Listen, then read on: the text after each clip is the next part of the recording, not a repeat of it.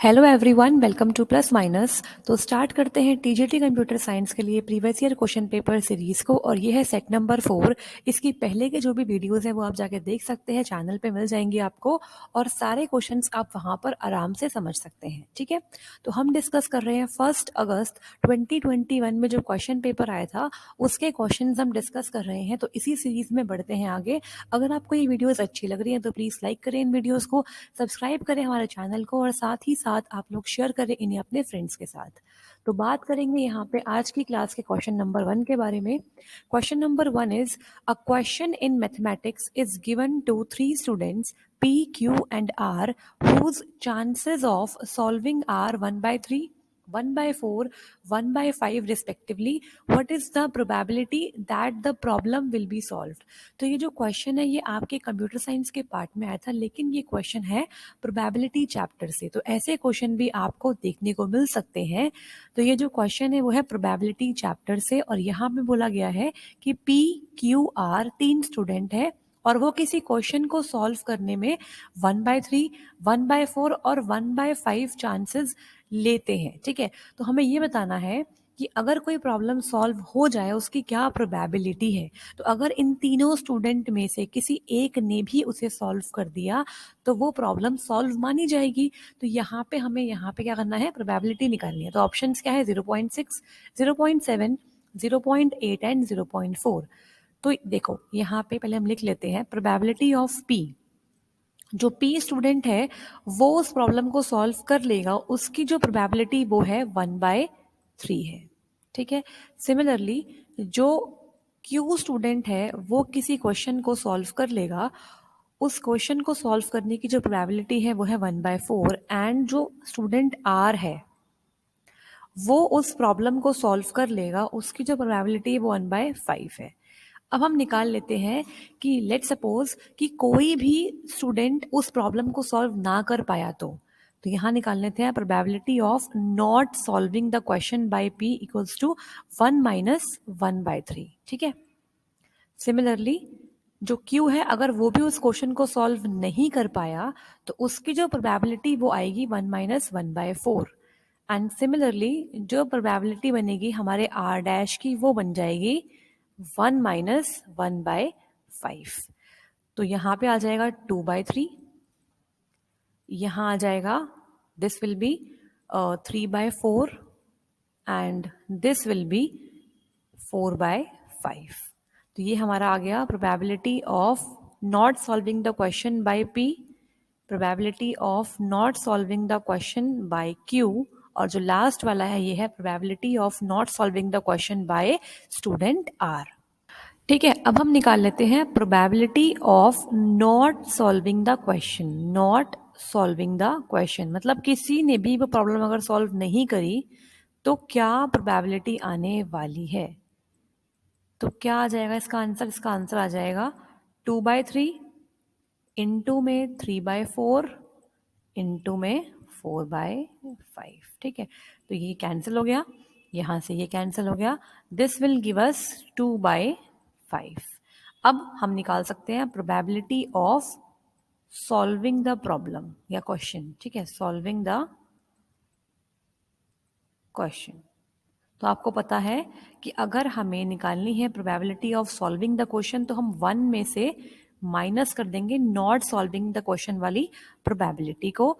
तो क्या मिल जाएगा, 1 - 2/5 and this will give us 3/5। ठीक है, और 3/5 को अगर आप सॉल्व करते हो तो ये हमें देता है 0.6। मतलब उस क्वेश्चन के सॉल्व होने की जो प्रोबेबिलिटी है वो है 0.6। तो यहाँ पे इसका आंसर आएगा 0.6। तो option number A is the correct answer. तो आपने देखा कि कंप्यूटर साइंस के सेक्शन में भी कुछ एक्स्ट्रा टॉपिक्स से क्वेश्चंस आपको देखने को मिल सकते हैं। अब बढ़ते हैं आगे, बात करते हैं नेक्स्ट क्वेश्चन की।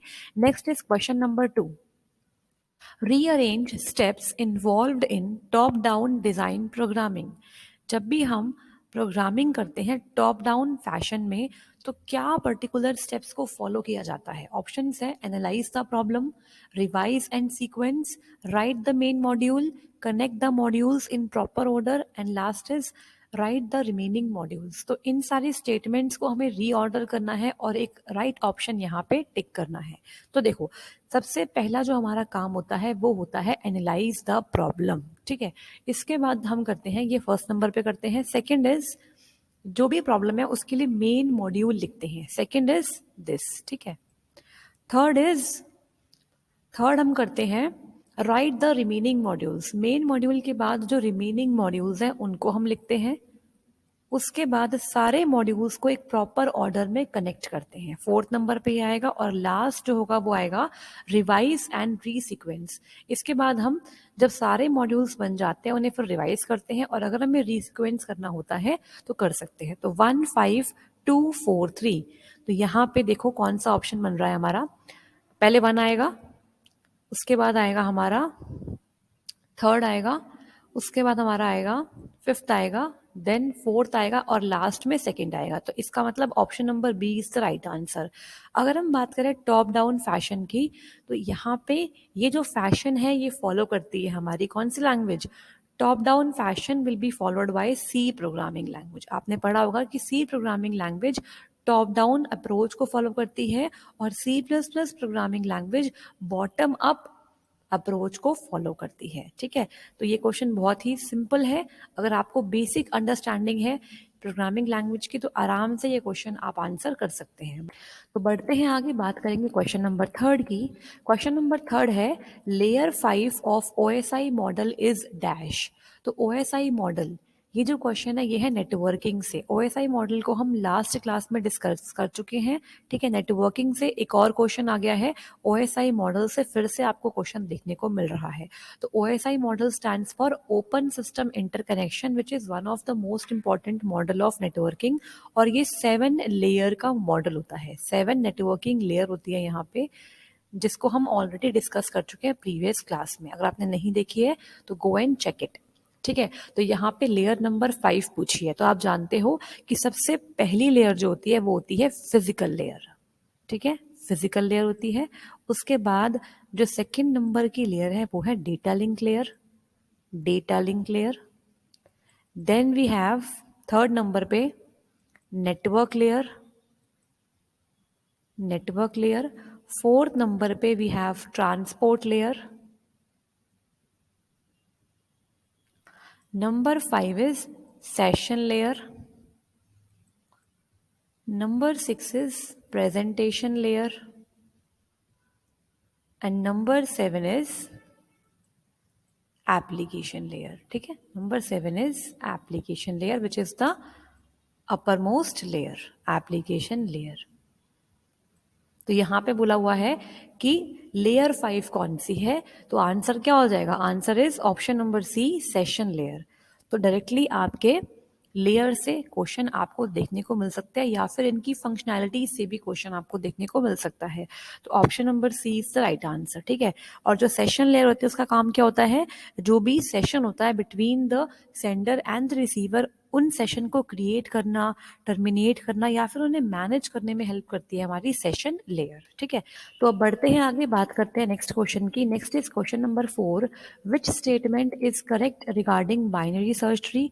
तो ये जो क्वेश्चन है ये आया हुआ है डेटा स्ट्रक्चर्स एंड एल्गोरिथम्स वाले चैप्टर से, ठीक है। डेटा स्ट्रक्चर्स एंड एल्गोरिथम्स वाले चैप्टर से ये क्वेश्चन है। तो ये काफ़ी इंपॉर्टेंट चैप्टर है, इसको ज़रूर से करके जाना है हमें एग्जामिनेशन के लिए। यहाँ पे 2 स्टेटमेंट है रिगार्डिंग बीएसटी, इसे बोलते हैं बीएसटी। तो देखते हैं फर्स्ट स्टेटमेंट क्या है। The value at node n is less than every value in the left sub tree of node, and second is the value at node n is greater than और equal to every value in the right sub tree of n। तो इसका मतलब क्या है, पहले हम बात करते हैं बीएसटी होता क्या है।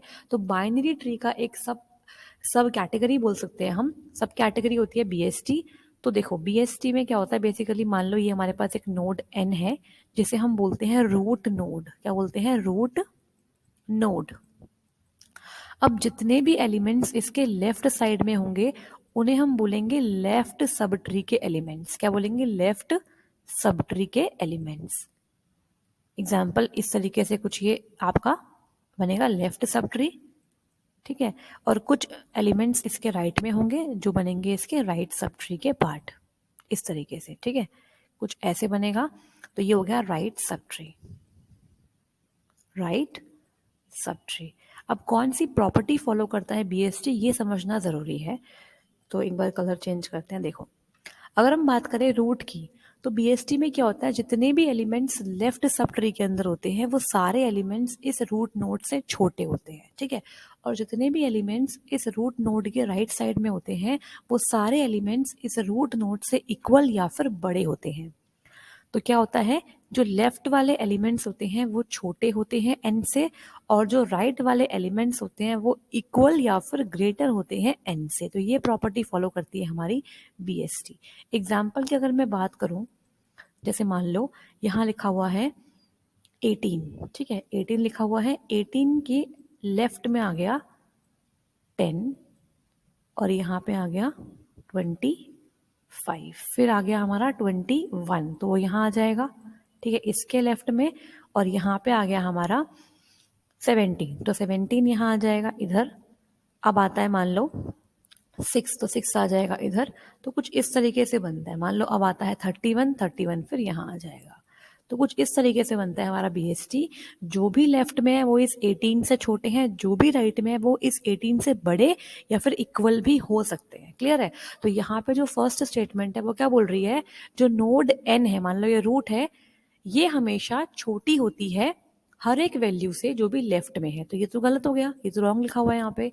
और सेकंड क्या है, the value at node n is greater than और equal to every value in the right sub tree, तो ये भी गलत है। तो दोनों ही स्टेटमेंट हमारी गलत है, बिकॉज रूट की वैल्यू बड़ी नहीं होती है, रूट के राइट में जो भी सब ट्री में एलिमेंट्स है उनकी वैल्यू बड़ी होती है। तो बोथ स्टेटमेंट्स आर रॉन्ग। इसका मतलब यहाँ पे option number B, neither one nor two is the right answer, ठीक है, तो ये बनेगा हमारा answer.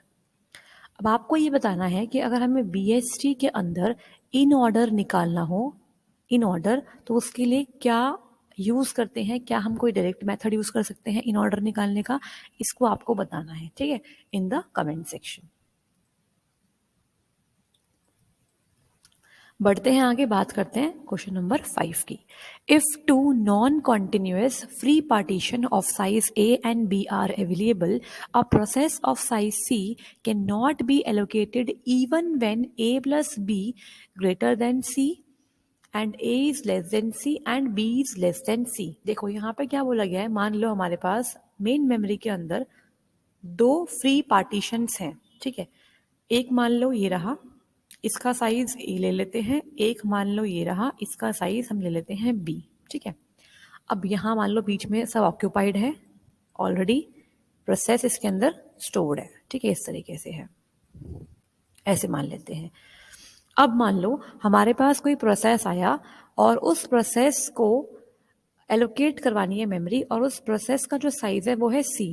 Let's suppose process P4 आया, मान लेते हैं यहाँ पर कि P1 यहाँ स्टोर्ड है, ठीक है, P2 यहाँ स्टोर्ड है और P3 यहाँ पे स्टोर्ड है। एक प्रोसेस आता है P4 जो कि C साइज का है और उसे मेन मेमोरी में एलोकेशन चाहिए।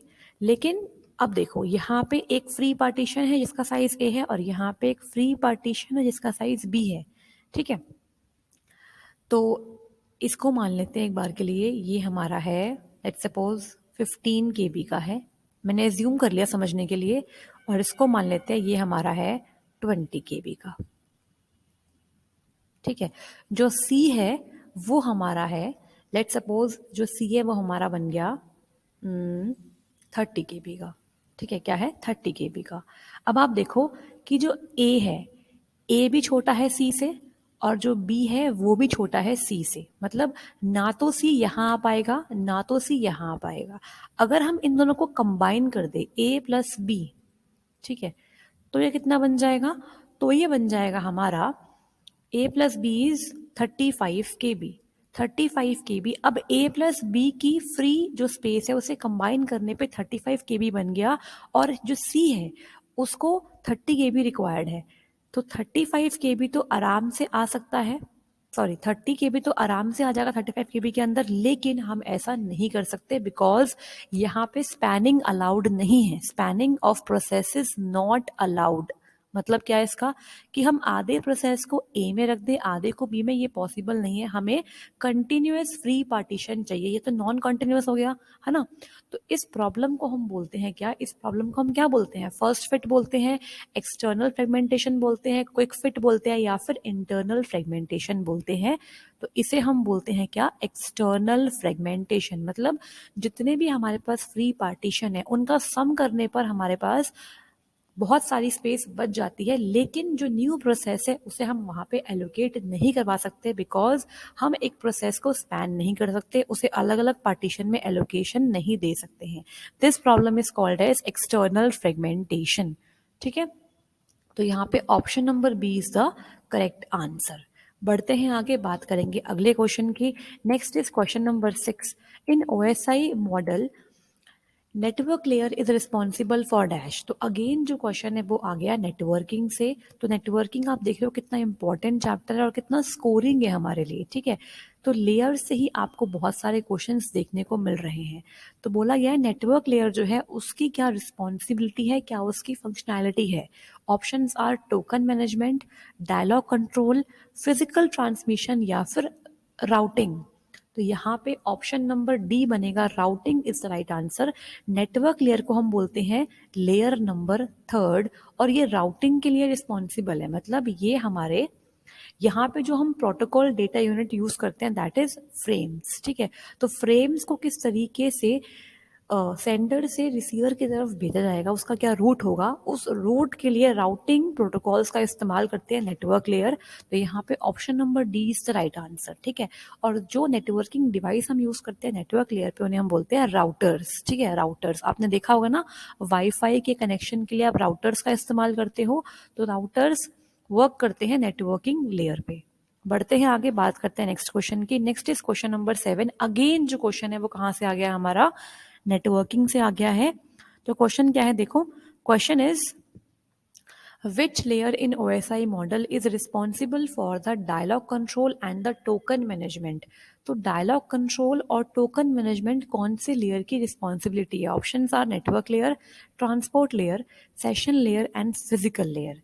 तो देखो यहाँ पे मतलब क्या होता है डायलॉग कंट्रोल का, इसका मतलब ये है कि अगर दो जो प्रोसेस है वो आपस में कम्युनिकेट कर रहे हैं, डेटा को ट्रांसपोर्ट कर रहे हैं, तो उनके बीच में एक सेशन को मेंटेन करना पड़ता है।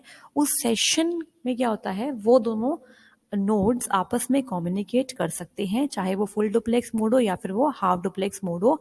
तो वहाँ पे किस तरीके से डेटा सेंड होगा उसको देखने के लिए उनके बीच का जो सेशन है वो कैसे मैनेज करना है, वहाँ पे डायलॉग कंट्रोल हमारा ज़रूरी है। और साथ में टोकन मैनेजमेंट, मतलब जिस भी नोड के पास टोकन होगा उस टाइम पर वो कम्युनिकेट आराम से कर पाएगी।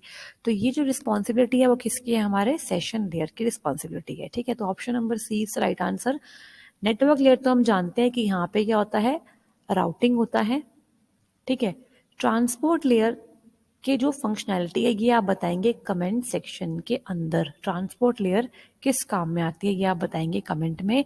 और जो हमारी फिजिकल लेयर है इसका हम इस्तेमाल करते हैं फिजिकल ट्रांसमिशन के लिए। मतलब यहाँ पे हम बात करते हैं ट्रांसमिशन मोड्स की, इनकोडिंग की। ठीक है, किस तरीके से हम लाइन इनकोडिंग एल्गोरिथम्स यूज करते हैं उसकी बात करते हैं। ठीक है, तो फिजिकल ट्रांसमिशन यहाँ पे हम बिट्स में बात करते हैं कि जीरोज और वन में कैसे डेटा को हम ट्रांसमिट कर सकते हैं। क्लियर है। नेक्स्ट बढ़ते हैं आगे, बात करते हैं क्वेश्चन नंबर 8 की। Which of the following statements is are correct regarding about the undirected graph. तो यहाँ पे क्वेश्चन है ग्राफ से, और ग्राफ क्या होता है आपका, this is non linear data structure. तो यहाँ से भी क्वेश्चन मिलते हैं आपको देखने के लिए। ठीक है, ग्राफ एंड ट्रीज बहुत इंपॉर्टेंट होते हैं नॉन लीनियर डेटा स्ट्रक्चर।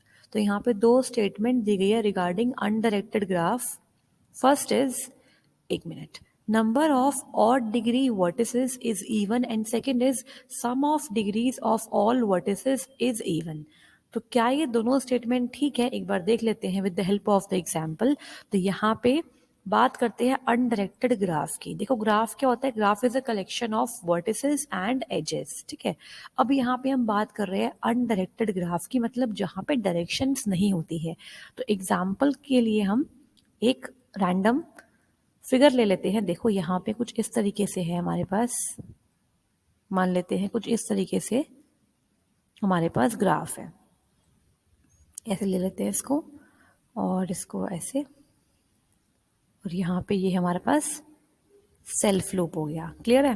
अब देखो, this is V1, this is V2, ये हो गया V3, दिस इज V4, और जो ये लास्ट पॉइंट है this is vertex V5।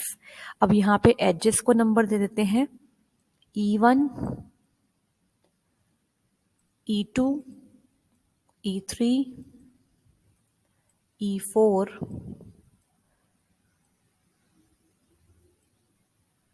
E5, E6 और E7। ठीक है, इस तरीके से हमने नंबरिंग कर दी।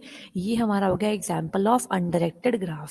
अब यहाँ पे हम बात करते हैं कि जिन वर्टेक्स की ऑड डिग्री है, ठीक है, क्या उनका नंबर इवन है? तो देख लेते हैं, यहाँ पे हम डिग्री निकाल लेते हैं। डिग्री का मतलब बेसिकली क्या होता है कि कितनी एजेस उस वर्टेक्स पे इंसिडेंट है। ठीक है, तो हम बात करते हैं डिग्री ऑफ V1 की, डिग्री ऑफ V2 की, डिग्री ऑफ V3 की, डिग्री ऑफ V4 की, और डिग्री ऑफ V5 की। ठीक है, तो यहाँ पे देखो डिग्री ऑफ V1 कितनी हो जाएगी? आप देखो यहाँ पे एक एज ये रही, एक एज ये रही। Let me change this. देखो V1 पे एक एज ये रही E3, एक E4 है और एक E5 है, तो यहाँ पे इसकी डिग्री कितनी हो गई?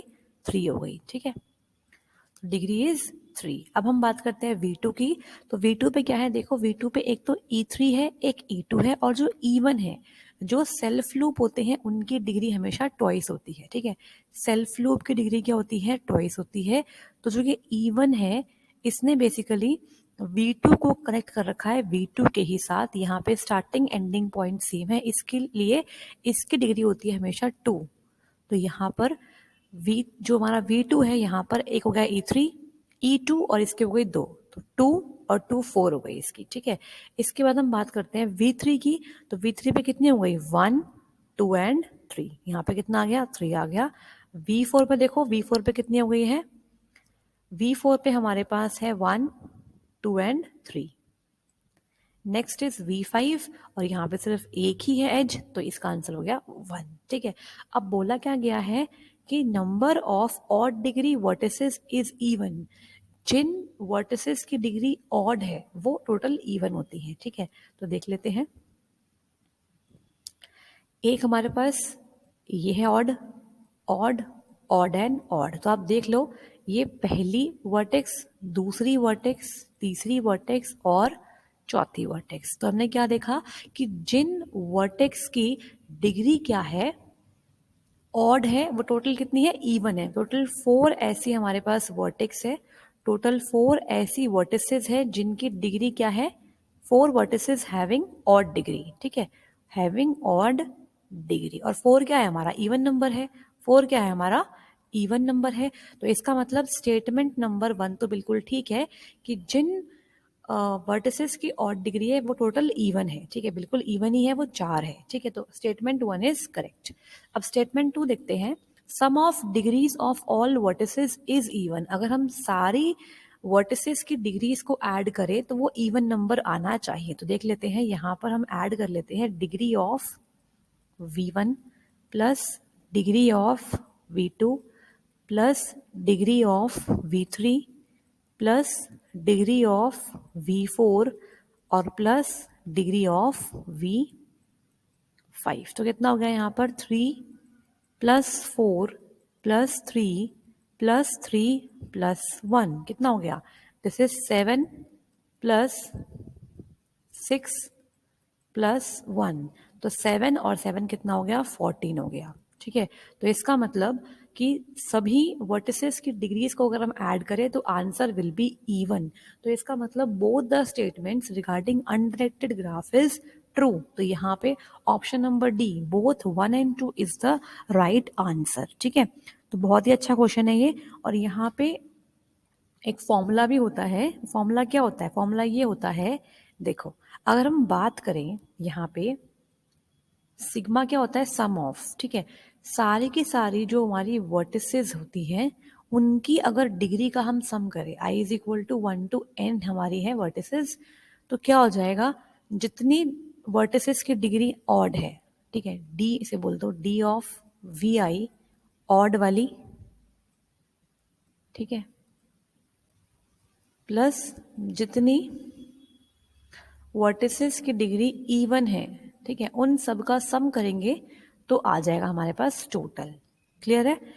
और इसके अलावा एक और थ्योरम होती है ग्राफ में, that is called as handshaking theorem. वो क्या बोलती है, वो ये बोलती है कि sum of degrees of all the vertices is equal to twice of the number of edges present in the undirected graph.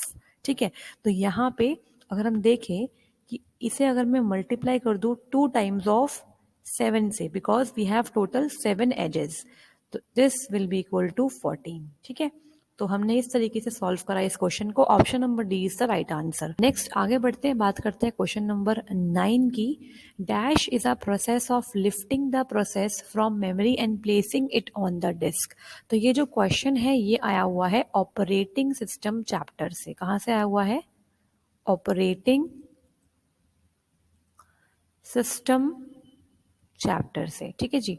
अब यहाँ पे क्या है, देखो, अगर हमें किसी प्रोसेस को मेन मेमोरी से निकाल के हार्ड डिस्क में प्लेस करना है तो उस वाले प्रोसेस को हम क्या बोलते हैं। तो ये जो कंसेप्ट है ये हम यूज़ करते हैं वर्चुअल मेमोरी के केस में। होता क्या है, जो भी प्रोसेस सीपीयू डिमांड कर रहा है अगर वो प्रोसेस मेन मेमोरी में नहीं होता है तो हमें मेन मेमोरी में से कुछ प्रोसेस को निकाल के हार्ड डिस्क पे प्लेस करना होता है और जो डिजायर्ड प्रोसेस है उसको मेन मेमोरी में लाना होता है, जिसके लिए हम इस्तेमाल करते हैं पेज रिप्लेसमेंट एल्गोरिथम्स का। आपको मैंने बताया था। ठीक है, अब देखो यहाँ पे क्या है कि जो प्रोसेस हम यूज करते हैं किसी भी प्रोसेस को बाहर निकालने के लिए उसे हम बोलते हैं स्वैपिंग आउट। एंड सिमिलरली अगर आपको कोई प्रोसेस डिस्क से लेके आना है मेन मेमोरी के अंदर उसे हम बोलते हैं स्वैपिंग इन। तो यहाँ पे जो इस क्वेश्चन का आंसर है वो है option number D, swapping out is the right answer. ठीक है, मेन मेमोरी में से प्रोसेस को निकाल के हार्ड डिस्क पे प्लेस करना, इसे बोलते हैं स्वैपिंग आउट। नेक्स्ट बढ़ते हैं आगे, बात करते हैं क्वेश्चन नंबर 10 की।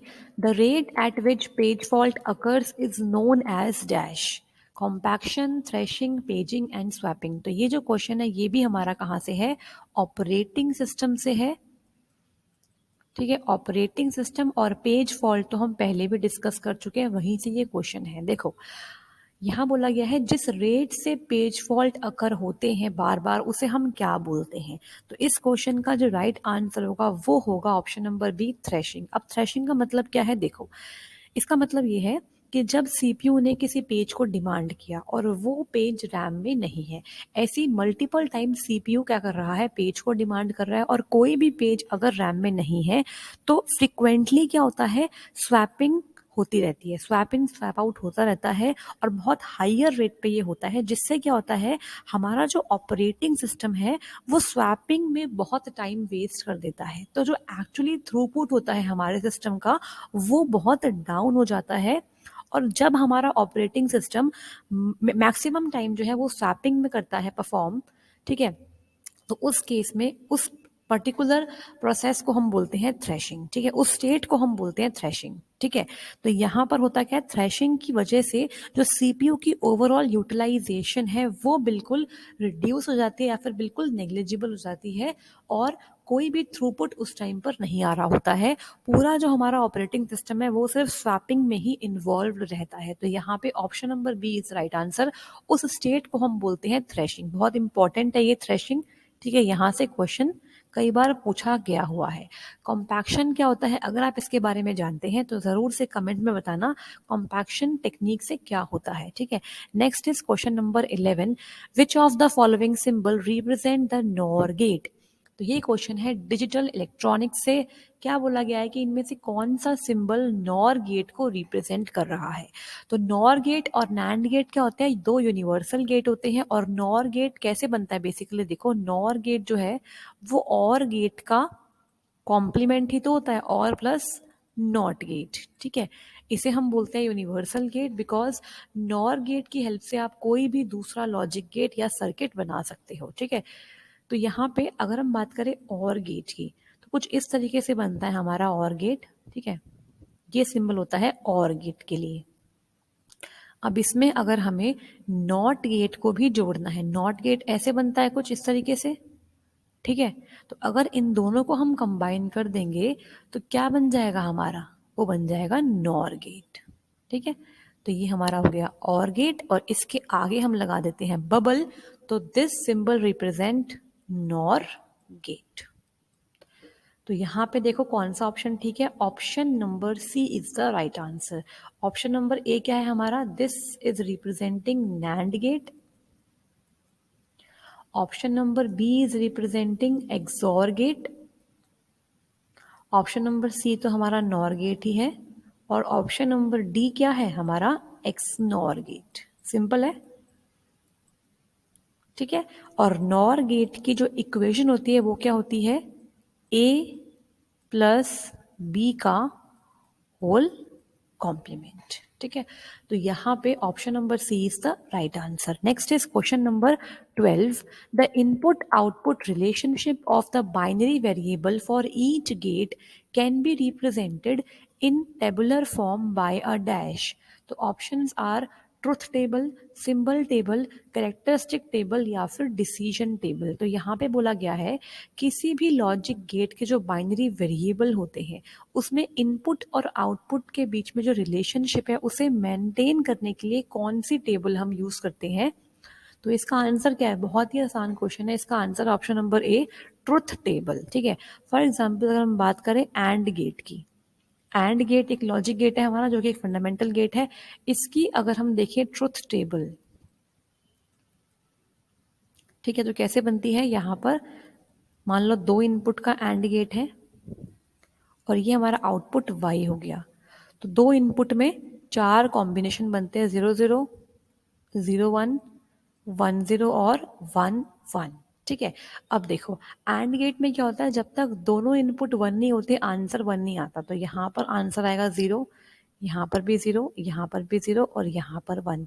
तो यहाँ पर दो इनपुट थे ए और बी, और y हमारा एक आउटपुट था। इनपुट और आउटपुट के बीच में जो रिलेशनशिप है इसको मेंटेन किया हमारी ट्रुथ टेबल ने। तो option number A is the right answer. Next बढ़ते हैं आगे, बात करते हैं नेक्स्ट क्वेश्चन की, question number 13।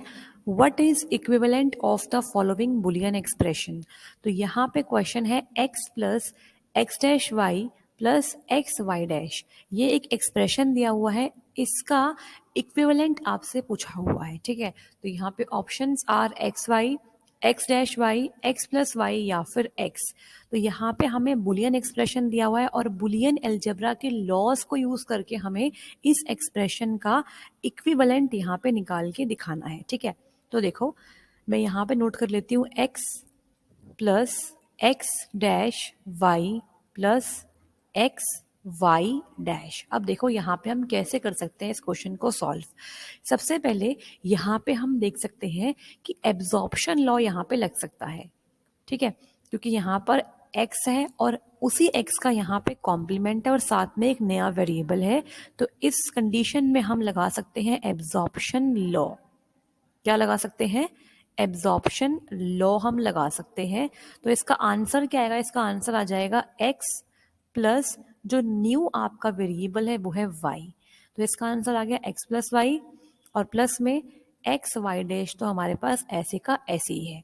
Now we can write it as x plus Y plus X Y dash. अब दोबारा से हम यहाँ पे लगा सकते हैं इन दोनों के बीच में एब्जॉर्प्शन लॉ अगेन, ठीक है। एब्जॉर्प्शन लॉ यहाँ पर हम फिर से लगा सकते हैं। तो आंसर क्या आ जाएगा यहाँ पे, अगेन x आ जाएगा प्लस यहाँ पे आ जाएगा y और प्लस में यहाँ पे आ जाएगा x, ठीक है। क्योंकि यहाँ पर जो y बाहर होता है वो एज इट इज आता है और जो अंदर न्यू वेरिएबल है वो एज इट इज आ जाता है, ठीक है। अब यहाँ पे बन गया x प्लस वाई। तो x प्लस एक्स अगर हम करते हैं तो आंसर हमारे पास x ही आता है अकॉर्डिंग टू आइडमपोटेंट लॉ। कौन सा लॉ, आइडमपोटेंट लॉ।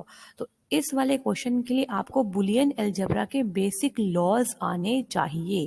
तो यहाँ पे बन जाएगा हमारा answer x plus x is x और ये हो गया y। तो इसका मतलब this is the minimised Boolean expression. तो इस क्वेश्चन का जो आंसर बनेगा वो बनेगा ऑप्शन नंबर सी, x+y। तो आई होप सो आपको यहाँ पर ये क्वेश्चन भी समझ में आ गया होगा। Next is question number 14, which page replacement algorithm has Belady's anomaly. ठीक है, तो यहाँ पर पेज रिप्लेसमेंट एल्गोरिथम ये क्वेश्चन है। नेक्स्ट बढ़ते हैं आगे, बात करते हैं नेक्स्ट क्वेश्चन की। Question number 14, which page replacement algorithm has Belady's anomaly. तो ये जो क्वेश्चन है ये आया हुआ है ऑपरेटिंग सिस्टम से और पेज रिप्लेसमेंट एल्गोरिथम से ये क्वेश्चन है। Options are FIFO, second is least recently use जिसे हम बोलते हैं LRU, next is optimal page replacement and last is not recently used page replacement algorithm. तो बेलेडे एनॉमली एक प्रॉब्लम होती है जो होती है फीफो पेज रिप्लेसमेंट एल्गोरिथम के अंदर। अब इसमें होता क्या है, देखो आपको पता है कि हमें पेजेस को पेज फ्रेम्स के अंदर रखना होता है, ठीक है, जो होते हैं आपके मेन मेमोरी के अंदर। तो बेलेडे एनॉमली एक प्रॉब्लम ये थी कि जैसे हम नंबर ऑफ फ्रेम्स को इंक्रीज कर रहे थे, ठीक है, तो नंबर ऑफ फ्रेम्स को इंक्रीज करने पे हमारे जो पेज फॉल्ट है वो भी इंक्रीज हो रहे थे। जबकि होना क्या चाहिए था कि पेज फ्रेम्स को बढ़ाने पे पेज फॉल्ट को कम होना चाहिए था, लेकिन फीफो में क्या होता है, जैसे हम नंबर ऑफ पेज फ्रेम्स को इंक्रीज करते हैं पेज फॉल्ट भी बढ़ जाते हैं। ठीक है, तो आपका जो हिट रेशियो है वो क्या हो जाता है, कम हो जाता है, hit ratio will be reduced. तो इस प्रॉब्लम को हम बोलते हैं बेलेडेज एनॉमली और ये होती है फीफो पेज रिप्लेसमेंट एल्गोरिथम के अंदर। ठीक है, तो अगर आपको इस प्रॉब्लम के बारे में और जानना है तो कमेंट कर दीजिएगा, मैं नेक्स्ट क्लास में एक प्रॉपर न्यूमेरिकल के साथ एक्सप्लेन कर दूंगी बेलेडेज एनॉमली प्रॉब्लम को। बढ़ते हैं आगे और बात करते हैं यहाँ पे नेक्स्ट क्वेश्चन की। Next is question number 15, which of the following statement is are correct regarding the strategies required to increase the visibility of e-commerce website? तो यहाँ पे बोला गया है कि अगर हमें ई कॉमर्स वेबसाइट की विजिबिलिटी को इंक्रीज करना है, ठीक है, ताकि मोर नंबर ऑफ यूजर्स विजिट करें हमारी वेबसाइट को, उसके लिए हम क्या कर सकते हैं। तो यहाँ पे ऑप्शन इज, फर्स्ट स्टेटमेंट है the website name should be sensible that it can be guessed. जो आपकी वेबसाइट का नाम है वो सेंसिबल होना चाहिए ताकि इजीली गेस करा जा सके। Second is uploading contents like special offers और eye catching information for the regular followers can increase traffic on the website. तो आप देखते हो ना कि जो ई कॉमर्स वेबसाइट है लाइक अमेजन, फ्लिपकार्ट, यहाँ पे क्या होता है कि जो स्पेशल ऑफर्स हैं, जैसे कि जो सेल होती है, फेस्टिवल सेल होती है, या फिर जो नॉर्मली ऑफर होते हैं buy one get one free kind of offers, ये हमारी वेबसाइट पे आते रहते हैं ताकि मैक्सिमम ट्रैफिक हमारी वेबसाइट पे इंक्रीज हो सके। नेक्स्ट स्टेटमेंट है icons of social networks on the website have no major influence on e visibility. क्या बोला गया है, जो सोशल नेटवर्किंग साइट्स के आइकन होते हैं, फेसबुक, इंस्टाग्राम, ट्विटर वगैरह, इनके आइकन्स हमारी वेबसाइट पे कोई मेजर इन्फ्लुएंस नहीं डालते हैं। तो ये स्टेटमेंट रॉन्ग है, ऐसा नहीं है। ठीक है, तो ऑप्शन जो हमारे हैं वो क्या बनेंगे, यहाँ पे स्टेटमेंट नंबर फर्स्ट बिल्कुल ठीक है, स्टेटमेंट नंबर सेकंड भी बिल्कुल ठीक है। किसी भी वेबसाइट का जो नाम होता है वो सेंसिबल होना चाहिए ताकि वो आराम से गैस करा जा सके। जैसे कि फ्लिपकार्ट, तो नाम से क्लियर है कि यहाँ पे एक कार्ट है, मतलब कोई शॉपिंग की वेबसाइट है ये। ठीक है, अब देखो नेक्स्ट यहाँ पर जो है सेकंड वो थी कि स्पेशल ऑफर्स का जो कंटेंट है वो क्या होता है, हमारे वेबसाइट पे रेगुलरली डलना चाहिए, जिससे क्या होता है कि ट्रैफिक हमारे वेबसाइट का बढ़ जाता है। तो ये भी ठीक है। तो इसका मतलब जो स्टेटमेंट नंबर 1 है और सेकंड बिल्कुल करेक्ट है, statement number third is wrong. तो ऑप्शन नंबर यहाँ बनेगा D is the right answer. ठीक है, option number D is the right answer. Next बढ़ते हैं आगे और बात करेंगे अगले क्वेश्चन की। नेक्स्ट इज क्वेश्चन नंबर 13 जो है ये हमारे प्रीवियस वीडियो का क्वेश्चन है जहां पर स्टूडेंट्स को डाउट आ रहा था। तो मैं एक बार इस क्वेश्चन का डाउट क्लियर कर देती हूँ, देखो क्या है। The maximum number of points that can be displayed without overlap on a CRT is referred to as dash। इसका मतलब क्या है कि जो हमारा CRT होता है, मॉनिटर होता है बेसिकली, ये कैथोड रे ट्यूब, इस वाले मॉनिटर पे मैक्सिमम नंबर ऑफ पॉइंट्स जो हमारे डिस्प्ले होते हैं ठीक है, विदाउट एनी ओवरलैपिंग उसे हम क्या बोलते हैं? तो ऑप्शंस थे यहाँ पे फॉस्फोरेसेंस, रेजोल्यूशन, परसिस्टेंस या फिर एस्पेक्ट रेशियो। तो इस क्वेश्चन का जो आंसर मैंने बताया था वो था रेजोल्यूशन। तो देखो बच्चों को इसमें डाउट है। अब देखो होता क्या है रेजोल्यूशन, तो किसी भी जो इमेज का रेजोल्यूशन होता है वो होता है पीपीआई में। अब पीपीआई क्या होता है? पीपीआई स्टैंड्स फॉर पिक्सल्स पर इंच। क्या मतलब होता है इसका? पिक्सल्स पर इंच। ठीक है, पर इंच में टोटल नंबर ऑफ पिक्सल्स को हम बोलते हैं पीपीआई। ठीक है, तो किसी भी इमेज में जो पर इंच में कितने पिक्सल्स हम देख सकते हैं उसी को हम बोलते हैं रेजोल्यूशन। तो इमेज का रेजोल्यूशन उसी से हम डिनोट करते हैं। तो PPI is the term for the image resolution. अब देखो जितनी ज्यादा आपकी रेजोल्यूशन होगी किसी भी इमेज की, इसका मतलब क्या है? उतने ज्यादा पिक्सल्स पर इंच में उस इमेज में देखे जाएंगे और उससे क्या होगा? हमारी जो इमेज है उसकी जो क्वालिटी है वो बहुत हाई क्वालिटी होगी और बहुत क्रिस्प इमेज आपको देखने को मिलने वाली है। ऑन द अदर हैंड जिन इमेजेस के पिक्सल्स लो होते हैं, मतलब पर इंच में जो पिक्सल्स है वो फ्यू होते हैं, या फिर हम बोल सकते हैं उनका रेजोल्यूशन बहुत लो होता है, वहां पे वो जो इमेजेस होती हैं वो क्लियरली विजिबल नहीं हो पाती और इमेज थोड़ी सी स्ट्रेच करती है। आपने देखा होगा हम बोलते हैं ना कि इमेज ब्लर हो रही है, ठीक है, तो जूम करने पे वो ब्लर हो जाती है बिकॉज उसके जो पिक्सल्स हैं वो दूर दूर होते हैं, पास पास नहीं होते हैं। ठीक है, तो यहाँ पर यही बोला गया था क्वेश्चन के अंदर कि मैक्सिमम नंबर ऑफ पॉइंट्स का मतलब यहाँ पर पिक्सल से ही था जो कि हमें डिस्प्ले होते हैं किसी भी मॉनिटर पे, जैसे कि सीआरटी है, बिना किसी ओवरलैपिंग के। तो उसे क्या बोलते हैं? उसे हम बोलते हैं रेजोल्यूशन। ठीक है, तो आई होप अब आपको इस क्वेश्चन में कोई डाउट नहीं आएगा। बहुत ही आसान सा क्वेश्चन था कि क्या होती है हमारी इमेज की रेजोल्यूशन। आई होप यहाँ पे अब कोई डाउट नहीं है। और अगर आज की क्लास के क्वेश्चंस में कोई डाउट है तो आप कमेंट सेक्शन में बता सकते हैं। तो अगर आपको ये वीडियो पसंद में आई है तो लाइक कर दीजिएगा, सब्सक्राइब करें चैनल को और साथ ही साथ शेयर करें अपने सभी फ्रेंड्स के साथ। थैंक यू सो मच, मिलते हैं नेक्स्ट क्लास में।